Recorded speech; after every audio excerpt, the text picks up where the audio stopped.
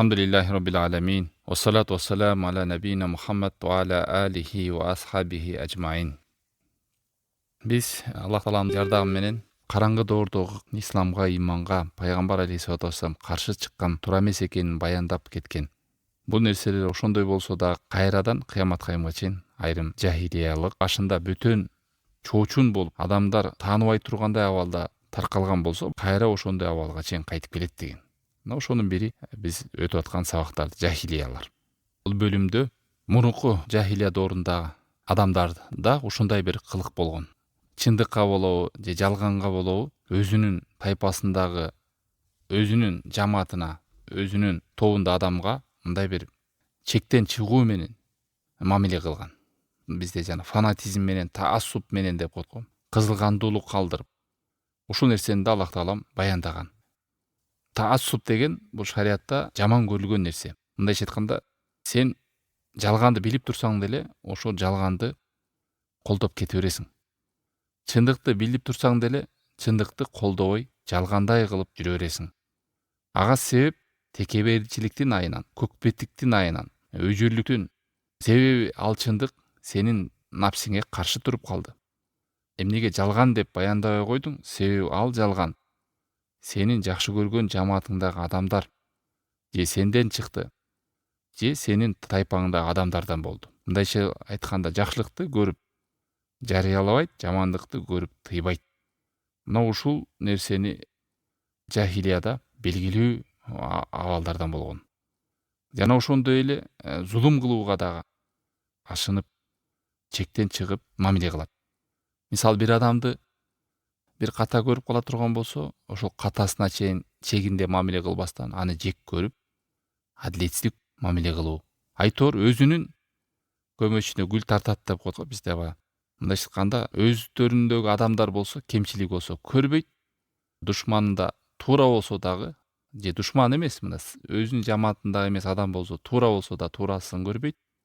Жалган болсо, өзүнүн жамаатында жалган болсо, аны да көрбөйт. Аллах Таалам Куранда Майда сүрөсүнүн 8-аятында айтат: "Ва ла яжриманнакум шанаану каумин алла та'дилу". Силерге бир коомго адилетсиздик мамиле кылып салбагыла деген. Мындай бир коомду жаман көрүп калдыңар. Бирок ошол жаман көрүүнүн артынан адилеттүүлүктөн тайып кетпегиле. Алардын акысынан чегинен чыгып кетпегиле дейт. Керек болсо ал душман болсо дагы. Достор менен болобу, душманың болобу, сен жакшы көргөн адамбы, жаман көргөн адамбы, шарият адилеттүүлүккө чакырат. Жаман көргөн адам деп жалганды жаланы жаап, жакшылыгын көрбөй, жамандыгын ашырып адилетсиздик мамиле кылбаш керек. Анам сүрөсү 152-аятында Аллах Таалам айтат: "Ва ида култум фa'дилу валау кана да курба". Эгерде силер сүйлөсөңөр, айтсаңар, адилеттүү сүйлөгүлө. Ал жакын адамыңар болсо дагы. Кээ бир учурда адам мен жакын адам деп, жакын адамдагы кемчилик күбөгө өтүүдө, же ошону айтууда дагы бул менин адамым да жакын адам деп чындыкты айтпай коет. Ошонун көңүлү үчүн деп жалганын жашырып коет. Аллах сактасын. Мына ушул жахилияда болгон.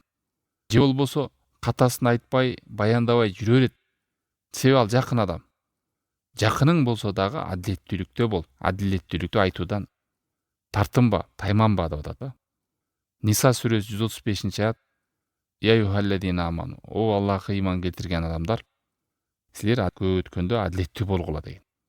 Ушундай чакырыктар. Ал эми жахилияда айтканыбыздай, адилеттүүлүктөн тайып, өздөрүнүн жамаатына ылайыкташкан гана адилеттүүлүктү түшүнүп алган да. Жалган болсо да өзүнүн жамаатындагы адамбы, өзүнүн тарабындагы адамбы, аны көргөн эмес. Чындык болсо дагы ал өзүнүн жамаатында эмеспи, аны жалгандай көргөн. Сен менин досум эмес деп адилеттүүлүктөн тайып, душманчылык кылбаш керек. Мына жахилия ушундай нерсе менен таанылган. Адилеттүүлүккө булар карама каршы турган.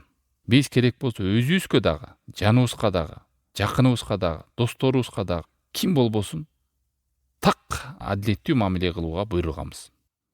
Пайгамбар алейхиссалату вассалам Бухариде келген хадисте айтат: "Унсур ахака залиман ау мазлуман". Сенин бир мусулманга ушундай жардам бергин, ал залым болсо дагы, мазлум болсо дагы деген.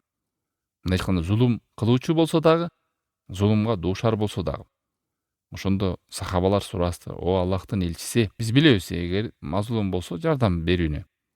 Бирок кантип жардам беребиз зулум кылып аткан адамга" деген.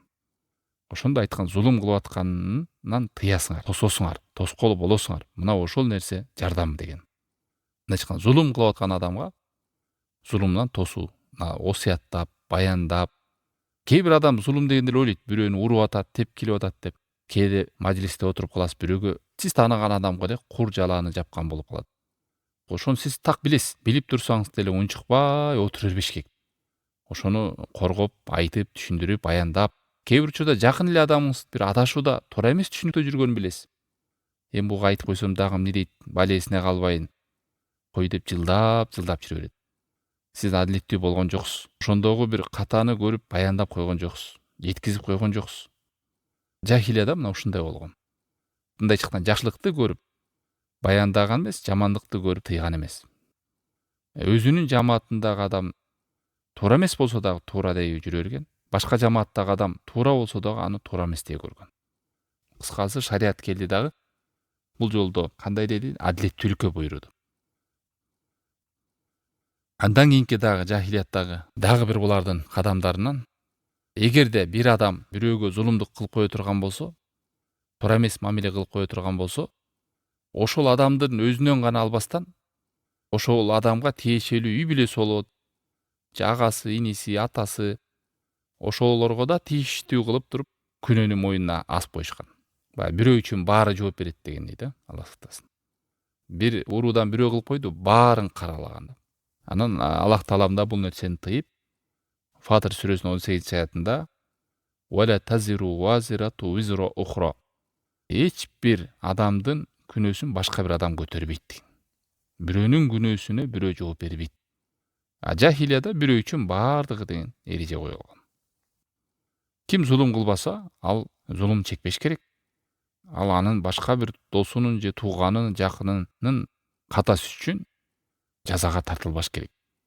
Керек болсо абакеси болсун, атасы болсун, баласы болсун, ким гана болбосун. Жооп бербейт ал нерсеге. Бирөөгө зулум кылып зыян кылды, ким кылса өз башы менен тартат. Мына ислам ушул нерсеге буйруду. Ал эми жахилияда болсо, мисалы бир уруудан бир адамды өлтүрүп кетсе, же болбосо уруп токмок алган болсо, сураган, бул ким, каяктан келди? Баланча деген айылдан келди. Анан бул да айылдын баары топтолуп барып, ошо айылдын үйлөрүн өрттөп, талкалап, бирөө үчүн баардыгы жооп берет деп. Анан ушинтип кыргышып, анан ал уруудагы кайсыл айылдан биз талкалады, кеттик деп алар дагы 2-3 урууну топтоп барып, аларды барып талкалашат. Сураган эмес. Ким өлтүрдү, ким зыян бериши жок. Ушул айылдан болду, баарыңар өлөсүңөр, баарыңар жоопко тартыласыңар. Ошентип уруу болуп, айыл болуп, кырылышып, талашып, тартышып, бирөө үчүн баары деп коюп жооп берип жүрө берген. Аллах сактасын. Адамдар түшүнбөй калган арада, биз эмне болдук? Ошо силерден бир надан чыгып туруп, баарыңар күнөөкөрсүңөр. Аллах сактасын. Куранда Бакара сүрөсү 194-аятында Алла Таалам баяндайт: эгерде кайсы бир адам зулумдук кыла турган болсо, анын жазасы кандай? Кандай жол менен ал жазаны тартат? Кимдер жоопко тартылат? Фаман я'тада алейкум фa'таду алейхи бимислима мa'тада алейкум. Фаман я'тада, ким зулумдук кылып, душмандык кылган болсо силерге, силер дагы ошо зулумунун, душмандыгынын деңгээлинде жообун кайтарасыңар деген. Кимге? Ошол адамга, ошолорго. Ал эми жахилиянын мыйзамы, эрежеси бирөөнүн күнөөсү үчүн баардыгы жооп берет деген, бул жалган, бул туура эмес. Андан кийинки дагы бир жахилия, караңгы доордогу кылык жоруктардан, адам бир ката кылып калса, ката кылып, же ал адам жакпай калды, ар кандай бир, же айтыша кеттиңиз бир адам менен. Жахилияда ушул пайгамбар алейхиссалату вассалам каттуу кайтарган адамдардын бири, ошол адамдын өзү менен сүйлөшпөстөн анын атасына тийишип, же апасына тийишет. Мисалы, сен энең жыргаган адам эмес болчу, же сенин атаң мындай болчу деп, кыргызда мындай чыкканда ушуп кетсе сөгөт го, энесин сөгөт, оозунан ак ит кирип көк ит чыгат, Алла сактасын. Ата тегин сөгөт, апасын сөгөт, атасын сөгөт. Мына ушул кыпкызыл жахилия да. сөзгө кепке келбейт, эмненин негизинде нааразы болуп атат. Андай дебейт, сразу энесине асылат. Энеси күнөөсү эмне? Ошо сенин энең жаман, анан сен ушундай адам болдуң дегендей кылып, сразу бирөөнүн мунун күнөөсүн энесине шыбап атат. Дагы бир жахилия кошулуп атат. Энесин шыбап, башка бирөөнүн күнөөсүн ага шыбап, эгер ал өлүп кеткен болсо, Алла сактасын, дагы өлгөн адамга сөз тегизип, мындай бир 5-6 балени топтогон болот.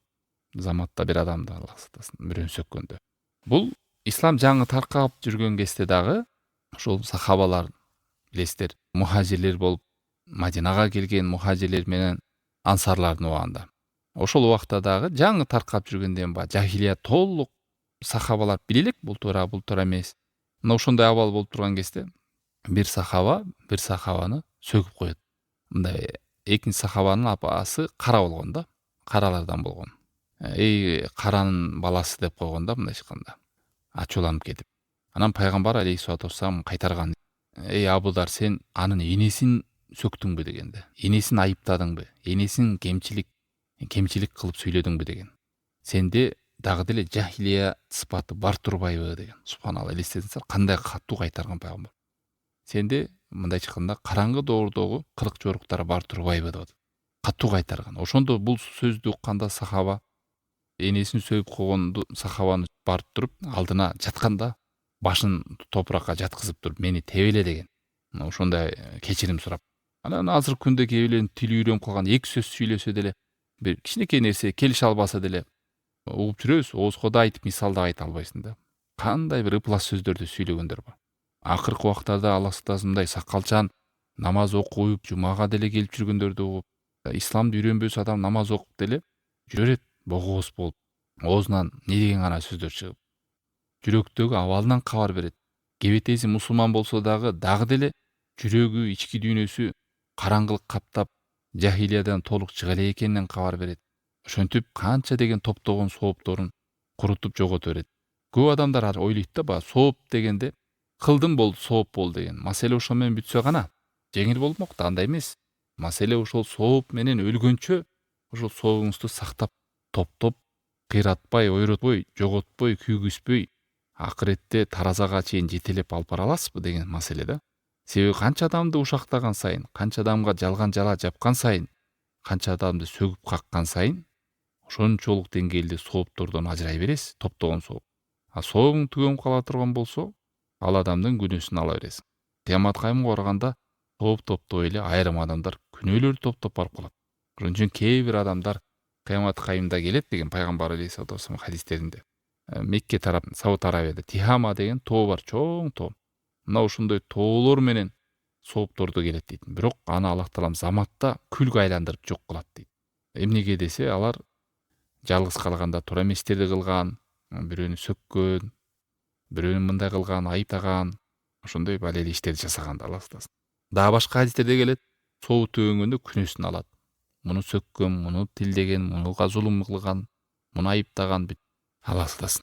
Ошон үчүн бул жөнөкөй маселе эмес. Ошончо мээнет кылып, кайра күлдөй кылып, сапырып жок кылып салуу. Андан кийинки дагы жахилияда кадамдардан, жахилияда ушундай нерсе менен таанымал болушкан. Пайгамбар алейхиссалату вассалам бул нерсени да кайтарган. Алар мындай бир жакшы амалдар менен өтө мактанып, сыймыктанып, текеберленип, өздөрүн да высший сорт катары көргөзүп, башка адамдарды үстүнөн караган да. Амалдар жаман эмес. Ошол жакшы амал кылып туруп, бирок ошол амалдын үстүнө жана кээ бир адамдар бир жумушка орношуп калса, ошол жумуш вазыйпасы менен мактанып, бой көтөрүп, адамдар менен жакшы кичипейиликте сүйлөшпөй текеберленет го. Мына ошондой болуп, кээ бир адамдар бир жакшы кызматтарды кылып калат. Динге кызмат кылат, жакшы Аллах таалам берип койгон бир мүмкүнчүлүктөргө отуруп калат. Анан ошолор менен башканын баардыгы болбой калган адам бул эле кыйын адам. Бой көтөрүп, мактанып, кыймыктанып, ошондой нерсе менен таанымал болгон жахилияда. Билесиздер, Меккеге канча деген ажылыкка, умрага келген адамдар. Анан ошол жерде кызматчылар бар да, Меккени тейлеген, свет жагын, суу жагын, ошонун тазалыгын сактаган, анан башчылары бар, конокторду тосуп алган, коопсуздук жагын сактаган. Айтор Мекке кызмат кылуучу жоопкерчиликтүү адамдар дейли. Ошо жахилияда да ошондой кылып тейлеген адамдар сырттан келген конокторго боюн көтөрүшүп, биз Аллахтын үйүн биз кайтарабыз, ушул үйдү бул жерде биз ошондой нерселер да болгон. Аллах таалам Тауба сүрөсүнүн 19-аятында айтат: Ажаалтум сикаятал хаджи ва имаратал масжидил харам каман амана биллахи вал яумил ахир. Эмне силер ошол ажылыктарга суусундуктарын кандырып кызмат кылып умрага келгендердин Аллахтын үйү масжидил харамды тургузгап көзөмөл кылып жоопкерчиликте карап турганыңар кадимки Аллахка ыйман келтирип, акыретке ыйман келтирип, Аллах жолунда амал кылгандардай кылып салдыңарбы дейт.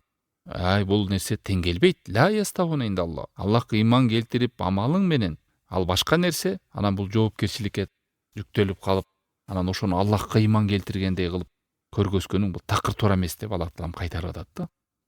Ушундайлар болгон да, көрсөтөрбү. Ажылыкка тейлеп коюп, анан эптеп-септеп намаздарын окубай. Кээ бир адамдар да бар. Бир кызматтан мен мага каякта убакыт бул намазга. Биз деген чоң иштерди кылып жүрөбүз да. Бекерчилер дем, силер намаз окуп зикир кылбаганда эмне кыласыңар дегендей баягы абал тил менен мамиле кылгандар бар да. Аллах таалам ушуну жемелеп атат. Сен эмне ушул кылган кызматың менен, ушундай турган жоопкерчилигиң менен Аллахка ыйман келтирип, иштин баарын кыйратып ойротуп койдум деп ойлойсуңбу? Балекет жумушка турсаң дагы, кандай вазыйпада турсаң дагы, мойнуңдагы Аллах жүктөп койгон иш мойнуңда калат. Анан ал ишиң менен сен адамдарга бой көтөрүп өзүңдү көргөзбө, мактанба, сыймыктанба. Ал Аллах тааламдын жөн эле сага берип койгон сыноо катары, шүгүр кылабы деп берип койгон жакшылыгы. Кадимки бир адамдан алып коюп, сабырдуулугу менен сыналгандай, сен шүгүрчүлүгү менен сыналып атасың дегендей эле абал. Эми мунун сүрөт түрлөрү көп да аябай. Кыскасы, бул бапта эмнени айтат?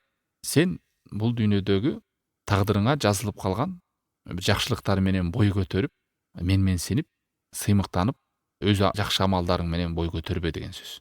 Шүгүр кылып, ошондой нерсени ажырап калбасам экен. Ошон үчүн пайгамбар алейхиссалату вассалам күндө дуа кылганда: "О Аллахым, сага жакшы чырайлуу ибадат кылууга, сени эстөөгө, сага шүгүр кылууга мага жардам берчи" деген. Сен жардам берчи деп сурап атат. Болбосо пайгамбар алейхиссалату вассаламдан өткөн шүгүр кылган адам барбы? Мындан да өткөн чырайлуу ибадат кылган адам барбы? Мындан да Аллахты эстеген адам барбы? Жок да. Ошондой болсо дагы жалынып жалбарып атат. Дагы бир немесинде эртең менен дайыма: "О, ааламдардын баары колунда турган зат, тирүү өлбөс зат. Мени көз ирмемчиликти өзүмө таштаба, менин абалымды оңдочу" деп айтып атат. Адам биз алыспса, эгер бул нерсе билбегенде шайтан азгырып, сен чоң ишти кылып атасың, мунун ишинин үстүндө чоң жоопкерчиликтер бар. Керек болсо анча-мынча намаздарды деле кечтир окуй бер, сен себеби өтө сооп иш кылып атасың. Бул ишке жеткен бар, жетпеген бар деп. Кээ бир адамдар ажылыкка барып келип алып, төргө отургузбой койсо, ачууланып, менин кадырымды билбей атасыңбы деп. Мына ошентип бир кылган ишинин амалы менен башкалардын мойнуна отуруп алгысы келген адамдар бар. Бул көп эми. Негизги түшүндүңүздөр да, сыймыктануу, менменсинүү деген. Беде жаман амалды айткан жокпуз. Жакшы амалдын үстүндө туруп, кээ бирлер мактанып, текебеленип кетип калат. Анан ошонун артынан нааразычылык ала башталат. Адамдарга да всегда нааразы да. Эмнеге десе, менин ордумду жакшы тааныбай атасыңар. Туура мамиле кылбай атасыңар. Сөздөн кемчилик издейт, иштен кемчилик издейт, мамиледен айтор, бул жүрөк оору. Ошого эле окшоштун дагы бири. Бул дагы өзүнчө кылып бөлгөн, бирок окшош эле. Бул дагы өзүнүн ата теги менен, анан жакшылык амалдары менен, анан мен баланчанын баласымын, же пайгамбардын уруусумун деп дагы ошолордун амалына таянып менменсинүү. Ушуга окшош ифтихар. Бул жерде бирок дагы шейх белгилеп айткан экен. Мисалы, еврейлерди айтсаңыздар, жөөттөр, алар дагы биз тандалган коомбуз, тандалган уруубуз, тандалган Кудайдын кулдарыбыз, биз өтө акылдыбыз, биз эрке кулдарданбыз деп чыккан да. Анан алын балдары да, урпактары да биздин ата бабалардан пайгамбарлар көп чыккан, биздин ата бабалар кыйын, биздей улут жок, биздей акылдуу жок деп. Мына ошол ашынган улутчулдук, Аллах сактасын, улуттардын баарын, башкалардын баарын акылсыз карап, өздөрүн кыйын санап, анан ошо менен санап калса мейли, амалы да жок да, иманы да жок. Акыры барып, мен атам молдо болгон, мен санжырабыз, биздики кыйын, мындай деп отуруп, ошолордун балалары, урпактары болуп калган үчүн бул амалым бар, даяр болуп, бейишке гарантиясы бардай сүйлөйт да. Аллах таалам Бакара сүрөсүнүн 134-аятында: "Тилка умматун код халат", Ал үммөттөр кетти болду, жок болду. Өздөрү менен кетти. Күнөөсү да өздөрү менен кетти, амалы да өздөрү менен кетти. Лахама касабат. Алар не кылса өздөрүнө барат. Сага барбайт. Миң мактасаң да, ата бабаң мактайсыңбы, урууңду мактайсыңбы, санжыраңды мактайсыңбы, сага эч нерсе келбейт алардан сооп. Андан көрүп Аллахты көп мактап, амалыңды даярдап, Аллахка тоо кылып, өзүңдүн амалыңа сар эсеп кылып, кандай жүрүп атасың, абалым кандай, ажал жетип күн бүтүп Аллахка жолуга барып калсам эмне даярдыкта болдум деп өзүн караш керек адам. Өзүнүн амалың менен сен ой баланчанын баласы турбайсың. Бул мындай деген уруудан турбайсыңбы? Кой сага бир аз жеңилдик берейин дебейт. Андай жок эч нерсе. Кыямат кайымда. Кимдин амалы шалак боло турган болсо, ата тегин мыкты болгон эч кандай жардам бербейт. Ал коом кетти болду. Жакшылыгы да жамандыгы өздөрү менен кетти. Ошон үчүн алымдар айтат, адамдын адамдык касиети өзүнүн амалында. Башка бирөөнүн амалы менен эмес, башка бирөөнүн ата тегин менен эмес, өзүңдүн амалың менен. Ошо аяттын уланында айтат, алар кетти, силер өзүңөр амал кылсаңар өзүңөргө. Вала тусалуна амма кану яамалун. Алардын кылык жоруктарына, амалдарына силер жооп бербейсиңер. Мына ушинтип жооп берген да. Эмнеге жанагы кээ бир мушриктер пайгамбарларды, анан оолияларды, авторитет адамдар өтүп кеткенден кийин аларды мактап, атын атап, даңазалай берген, өздөрүн ошолорго таандык кыла берген. Ушул адам бир кыямат кайымда жардам бере тургандай. Анан Аллахтан жооп берген, алар үчүн силер сурай албайсыңар. Силер өзүңөргө өзүңөр күйгүлө. Деп мына ислам ушундай чакырык кылды. Күндөрдүн биринде Курайштуда пайгамбар алейхиссалату вассалам топтоп адамдар, жакындарын топтоп ушул сөздү айткан. Топтолгон Курайш эли, пайгамбар алейхиссалату вассалам Курайштан болгон да. Мындай чакырык кылган да. Өзүңөрдүн жаныңарды өзүңөр сатып алгыла деген.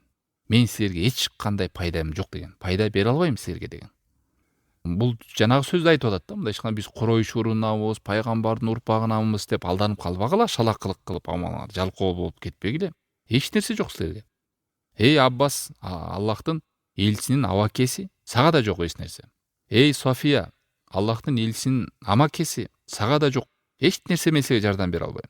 Мен силерге эч кандай пайда бере албайм. Фатима, Мухаммадтын кызы, сура менден не болсо да, акчаң сурасаң берейин акча сага. Бирок Аллахтын алдында мен сага эч нерсем жок. Эч нерсе жардам бере албайм. Мен пайгамбардын кызы элем, пайгамбардын абакеси эле барам. Барасың мага жеңилдиктер деп кыямат кайымда болот деп туруп ишенип, амалыңар шалакылык кылып жатып калбагыла деген чакырыкты айтат пайгамбар алейхиссалату вассалам. Эң жакын адамдарын айтат, элестетиңиздер. Көп адамдын табиятын ушундай да, мен атасынын баласымын, мен кызымын, мен агасымын, менин сөзүм өтөт, мага поддержка кылат, ошентип түшүнүп алат да көбү. Жакын адамдарын баса белгилеп топтоп алып көзүнчө айтып атканы эми бүгүнкү күндө жанагынтип пайгамбар колдойт, пайгамбардан жардам сурап жүргөндөр каяка барат анда Алла сактасын. Аллахтан суранбай, ошолорду ортомчу кылган, оолияларды ортомчу кылган, солихтерди ортомчу кылган, кээ бир жиндерди, шайтандарды, вообще бузук адамдар өтүп кеткен адамдарды ортомчу кылып алгандар каяка барат анда. Жөн эле кур жалакты, Алла сактасын. Ушул нерселер канча кайталанып атса да, кээ бир адамдардын Аллахтан жүрөктөрү мерис болуп катып, мээлери семеттей катып калган да. Башына бир кыйынчылык келсе дагы деле жана өлүктөрдөн сурап, мазарларды кыдырып, Яума ла тамлику нафсун ли нафсин шай'a вал амру яума идин лиллах. Ал күндө эч бир жан бири-бирине жардам бербейт. Ал күндө абалдын бардыгы Аллахтын колунда. Яума яфирул мар'у мин ахи. Ал күндө жакын адам жакындан качат, энесинен качат, атасынан качат, досунан, аялынан качат, кызынан качат, баары бири-биринен качат. Ликулли мри'ин минхум яума идин ша'ну югун. Ар бир адам өзүнө жетиштүү мындай бир кайгапада, сарсанада болуп турат да. Өзүм нафсим деп, өзүмен алек. Пайгамбарлар да атасыз төрөгөн Иса алейхиссалам дагы Мариям энеде отурбайт экен, нафсим деп отурат келет. Анан ошон үчүн бул бөлүмдү айтайын дегенибиз жалпылап кетти. Бул кайталанып келет да, кайра ошол сыймыктанып, бой көтөрүп, башка бирөөнүн амалына таянып кетип, бирөөлөрдү ортомчу кылып кетип, жана бул дүйнөдө куткарылып кетишиң мүмкүн. Чоңдорду сала калып, таанышыңды салып, бир же болбосо бир ийгиликке жете калып, бирөөнү ортого салып, чоң жумушка тура калып, балеге түшө калсаң, ортого салып, жазаңды азайта калып, ошону кээ бирлер акыретке да сүрөттөп алышы мүмкүн да. Солихтердин атын атай берсем, мени таанып калабы? Пайгамбардын кабырына барып сурана берсем, мага бир ортомчу боло калабы деп, бул дүйнөдөгү болуп аткан мондай бир визатка жолдор жанагы адамдардын арасындагы бир кадамды акыретке салыштырбаш керек. Аллах таалам адилеттүү ар бирөөнү өзүнүн ордуна коет. Каалаган ырайымын төгөт. Ошон үчүн жалгыз Аллахтын өзүнөн гана сураш керек. Ал эми пайгамбар алейхиссалату вассаламдын шапааты бар экени белгилүү. Шапаатты эч ким четке какпайт. Кээ бир надандар жалган жала жапкандар ушинтип кээде булар шапаатты да жокко чыгарат экен деп калп айтышат. Биз айтып аткан маселе, сен өлүктөрдөн суранба, пайгамбардан суранба, аларды ортомчу кылба, түз Аллахтан сура.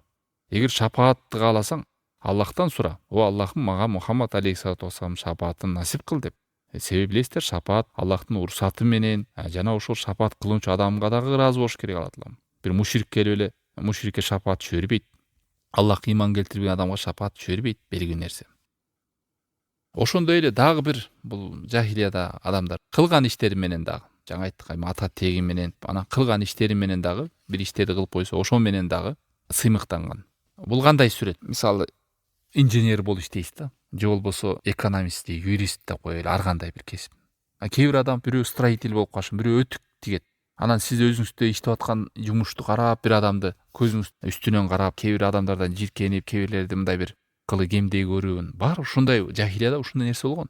Өзүнүн вазифасы менен башка адамдарды карап, сөзү менен айтпаса деле текеленип, адам катары сүйлөшпөй, тең ата сүйлөшпөй, тоотпой, аларды бир чабандар болгон, ошолорду бир акылы кемдей көрүп, кээ бир байлар эми сен бул дүйнөдө жыргабапсың, акыретте деле жыргабайсың деген. Неге десе, эми эгерде сен жыргаган жакшы адам болгондо Алла таалам сага бул дүйнөдө эле бермек.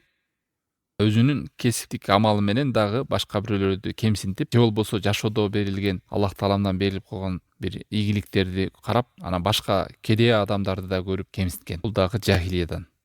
Ар кандай жашоодо, ар кимге ар кандай жашоодо акчасы көптөр кедейлерди кемсинтип, менменсинип, адам катары көрбөй, байлардын бирден бир чоң азгырыгы шайтан ушундай ой салган да. Буга чейинки сабактарыбызда эскергенбиз. Мындай таразасы болгон. Кайсы бир адам ийгиликтүү адам экенин байкасаң, ким бай болсо ошол успешный деп көргөн бул жахилияда. Ошол ийгиликтүү адам, ошол мыкты адам деп. Анан ошол түшүнүк менен эле чектелбестен, андан кийин экинчиге өткөн. Бул адам бул дүйнөдө ийгиликтүү болуп атса, анда бул Кудайга жаккан адам экен. Бул дүйнөдө Кудайга жаккан адам болсо, акыретте деле бул Кудайга жагат деп туруп, ошо байлыгына булар менменсинип, адашып калышкан да. Анан жүрө берген. Тоо кыл, пайгамбардын жолун жолдо десе, булар баш ийген эмес. Неге десе, эгерде бизге Кудай Аллах таалам нааразы болгондо, анда анча жакшылыкты бербейт эле деген да. Эми ушунун дагы кээ бир учурда кээ бир адамдар байлар болуп калса, кедей адамдарды адам катары сүйлөшөт, бирок текке берер да. Аларды аброюна шек келтирип, кемсинтип сүйлөп, даже туугандардын арасында да болот. Айрыкча Алла сактасын, кээ бир ата-энелерден да байкадык. Мисалы, кээ бир суроо жооптордон көрүп калам да, кээ бирлер туугандардан бир баласы акчасы көп болуп калышы мүмкүн. Ушундай жакшы жумуштарды иштейт. Бир баласы жөнөкөй болуп калса, анан тенесине ким көбүрөөк жардам берсе, анысын мактап, туура эмес кылса деле ошол баласы туура деп боло берет да. Анан берки жардам бербеген баласын кагып, шилеп, кемсинткендер да бар экен. Туугандардан да бар. Кээ бир адилетсиз ата-энелерден да болот экен, балдарын ушундай мамиле кылып. Алла сактасын. Мындайча айтканда, мамилеңди бир дүйнөгө байлайсың да. Кайсыл адамда бир пайда бар, дүйнөлүк немеси болсо, ал адам мыкты, акылдуу, кемчилигин көрсөң да көрбөйсүң, катасын көрсөң да туура сен үчүн. Мына бул жахилия да. Сүрөтү көп. Муну эрежесин, мындай формуласын түшүнүп алсаңыз, сала берсеңиз болот. Кесиптик жактан, уруу жактан, улут жактан, байлык жактан, Аллах таалам берип койгон кээ бир мүмкүнчүлүктөр тараптан бул сыноо экенин, Аллах таалам мүмкүнчүлүк экен дебестен түзөлө салган. Андан кийинки дагы бир жахилиянын кадамдарынан дүйнөгө ушундай деңгээлде караган бул адамдар. Дүйнөнү суктанып, жүрөгү менен карап, дүйнөсү бар адам гана булардын көзүндө улук көрүнгөн. Кимдин колунда дүйнө болсо, бүт жакшылыкты ошол адамдан арнап, ал адам өтө кыйын адам. Эгерде Аллахтын жакшылыгы келсе, ушулардан башталат. Ушул адамдар кыйын деп тараза катары көрүп алганда, кайсыл адамдын дүйнөнүн үстүндө чыкса, ошол адам мыкты болот. Керек болсо ушундай деңгээлге жеткен элестетиңиздер. Мухаммад саллаллаху алейхи вассалам пайгамбарлыкты Аллахтан берилди да, рисала. Ошону да мына минтип ойлошкон да. Тиңай ушул пайгамбарлык деген миссияны баланча деген адамга берилсе гана депчи. Тигинче деген бир байыбыз бар го, биз ошого берилсе, ошол пайгамбар болсо жарашмак. Эми бул кедей да булар деп көргөн. Аятта түшкөн Зухруф сүрөсүндө 31 аятында Алла таалам айтат: "Ва қалу лаула нуззила хадал Кур'ану аля раджулин минал қариятайн азим." Алар айтышты дейт мушриктер, эгер кана ушул Кур'ан эки айылдагы жана эки улуу адамга түшкөн деп. Мындай өздөрүнүн мушрик башчылар бай деп караган адамдар болгон. Ушуларга түшкөндө биз ээрчимек болчук деген да. Бүгүнкү күндө ушул нерсе да бар. Байкасаңыздар, кээ бир адамда баягы оозу кыйшык болсо да байдын баласы сүйлөсүн деп кыргызда айтып койгон муну. Кээ бир адамдардын жүрөгүнө дүйнөгө кирип кеткенден кийин ким бай болсо ошонун сөзү туура деп ойлоп алат. Себеби ушунчалык дүйнө ал адамдын жүрөгүнө кирип кеткенде анын мээсине кире турган, ойлоно турган ою, адамдарга болгон мамилеси, таразасы дүйнө болуп алат. Мына биздин тараза Куран, сүннөт. Кайсы нерсе Куранга, сүннөткө дал келсе, ал туура. Кайсы нерсе туура келбесе, ал туура эмес деп түшүнөбүз да. Тараза. Ар бир адамдын адеп акылагы туура экенин пайгамбардын адебине салабыз. Сөзү болобу, мамилеси болобу, пайгамбар алейхиссалату вассалам бизге тараза. Ал эми могу дүйнөдө ошо жахилияда дүйнөгө кирип кеткен адамдарга буларга тараза дүйнө болгон. Кимдин дүйнөсү болсо, ошол адам эң акылдуу, эң кыйын, эң туура. Жалганын көрсө деле туурадай көрө берген. Аллах сактасын. Ал эми кедейлерди жанагынтип кемсинтип, адам катары көрбөй, туура сөз сүйлөсө деле оозуң жапчы деген мамилени кылышкан. Ошо Аллах Таалам Куранда Зухруф сүрөсүнүн 32-аятында Ахум яқсимуна рахмата раббик. Эмне Алланын жазып койгон тагдыры, ырайымдарын ушулар бөлөт бекен деп атат адамдар. Ошон үчүн өтө сак болуңуз. Бул чоң эреже да, бирок ушунун бутактары бар. Түрлүү түркүнгө салсаңыз болот. Мисалы, Аллах Тааламдын адамдардын бешенесине жазып койгон тагдырларды калчап сүйлөөдөн сак болуш керек. Мисалы, бизге мондай бир башчы келип калды, ушул башчылыкка деле жарабайт. Ушундан башка тигил эле болсо болмок. Же болбосо кээ бирлер ушунун тагдырына нааразы. Же бир адамды сындайт. Могу адам ушул жерге туруп калды деп тагдырга тийишет. Алла Таалам ошонун бешенесине жазган тагдырын ошол жерге келди, жаманбы, жакшыбы? Сен Алланын тагдырын өлчөп, калчап бөлүүчү сенсиңби же Аллах Тааламбы? Аллаху а'ламу хайсу яджалу рисалата. Аллах өзү билет тагдырды, рисаланы каяка коерун. Муну ушинтип Меккенин мушриктери, мурук адамдарда тагдыр менен ойноп, анан ушинтип караган. Бул тиякка ылайык болмок, бул нерсени, миссияны тигил алса, бул пайгамбар болбой эле могу адам пайгамбар болсо жакшы болмок деп. Могу адам мындай ушакка кантип келип калды, бул кантип мээси деле жакшы иштебейт, бирок монча байлык каяктан келип калды буга деп. Же ошондой эле бир адам өтө кедейди көрөсүз, өтө акылдуу, кантип бул кедей болуп калды? Эгерде мунун мээси чын эле иштегенде байлыкты алмак эле го деп, анан тоого кылдым Кудайдын бир тандоосуна деп кээ бирлер ушакка да аралашып, өтө кесир сөздөрдү, одоно сөздөрдү, адепсиз сөздөрдү Аллах Таалама сүйлөгөн учурлар да болот. Биз айтайын деген бул бөлүмдө дүйнө адамдын жүрөгүнө кирип кеткенден кийин тараза дүйнө аркылуу болот. Ошон үчүн бүгүнкү күндө да ушул нерсе мына келатат, адамдар кирип. Жана успешныйлар десе, ким байлыгы көп болуп эле оозун көптүрүп сүйлөп, тренингтерди өткөзүп, туруп психолог болуп кетет, бир туруп акыл үйрөткүч болот, бир туруп көп нерсени да айтып бар. Карасаң ал бай адам экен. Анан адамда ээрчи берет. Бул адам байлыкты жыйнаса, бай адам болсо, значит сүйлөсө сөзү туура. Ушундай ийгиликке жетиптир, анда бул адам өтө кыйын адам экен деп фильтрлей албайт да, туурасын деле, туура эмесин деле бүт кабыл кылып алат да, ошо менен канча деген адамдар Аллах сактасын адашып кетет. Эмнеге бар десе, ошо суктуктан, дүйнөгө тойбогондуктан, дүйнө бул адамдын көзүнө тараза болуп калгандыктан. Ошо бай адамдар деле аңдып тура берет болду. Булар не десе ошол сөз бир жакшы жери бар, бир туурасы бар булардыкы деп. Аллах сактасын. Акыры барып эмне пайгамбарчылыкты дагы ойлонушкан да, бир кедей Мухаммадка түшпөй, алейхиссалату вассалам, Урвага түшсө жакшы болмок, тиги бай адам. Бай адам бар го, Валид ибн Мугира, Меккенин эң бай адам. Ошого түшсө болмок деп. Ошентип калчашкан, Аллах сактасын.